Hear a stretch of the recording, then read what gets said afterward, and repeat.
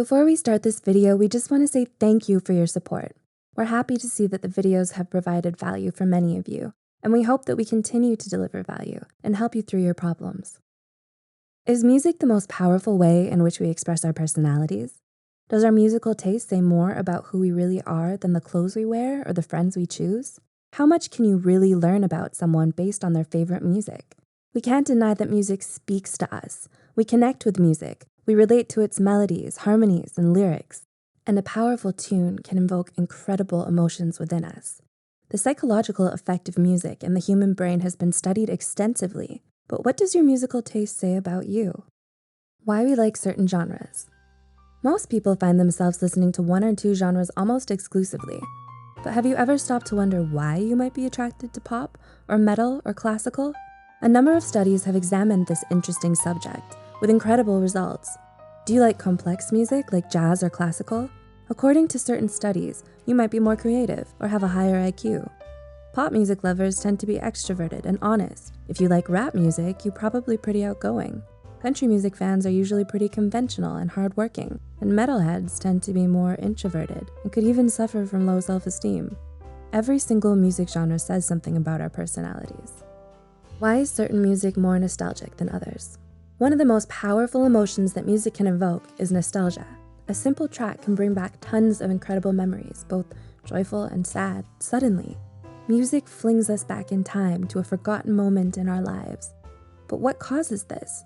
Why does some music seem more nostalgic than others? An interesting 2010 study found that autobiographical music was most likely to cause nostalgic emotions. Or in other words, music that involved a real-life story from the perspective of the singer. Even more interesting was the fact that music with mixed emotions caused the most nostalgia, specifically a mixture of joy and sadness.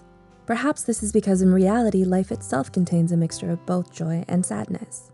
Hey, before we continue to the next point, we'd like to connect with some of you who currently play music. Tag Psych2Go in your video. We'll watch all of them and even feature the best ones in our upcoming video to give you a little exposure or a head start to your career. Anyhow, let's get back to the next point about music facts. Why does some music give us the shivers? Have you ever experienced a truly powerful piece of music? Was it so powerful that you found yourself getting the shivers? Did goosebumps start to appear along your arms? If so, you're not the only one. This is a pretty common experience. But why does some music evoke such a powerful physical reaction in us?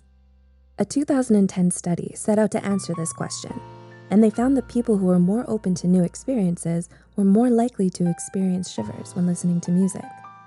You're also more likely to have this powerful reaction if you listen to tons of music throughout each day. Funnily enough, the study found that it doesn't really matter which genre you're listening to.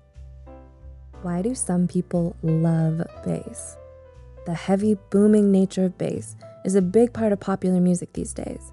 Some people absolutely love bass, and this musical element seems to affect them in a deep way. But why are some people so crazy about bass? One study found that males are more likely to enjoy heavy bass in music. There's even some suggestion that those who enjoy bass are more likely to have antisocial tendencies and borderline personality disorders, but these are, of course, very rare cases, and correlation doesn't always equal causation. Why athletes love pump-up music? There's definitely a very specific type of music we listen to at the gym. It's usually vigorous pump-up music with high BPM that gets us motivated and excited, but why does this music seem to be so fitting for athletic activity? One study found a link between our music preferences and our ideal self-image. Basically, people prefer music that they think is most fitting to their own perception of themselves. Athletes love vigorous music because they feel it fits with their dynamic lifestyle and persona. Why teens love heavier music?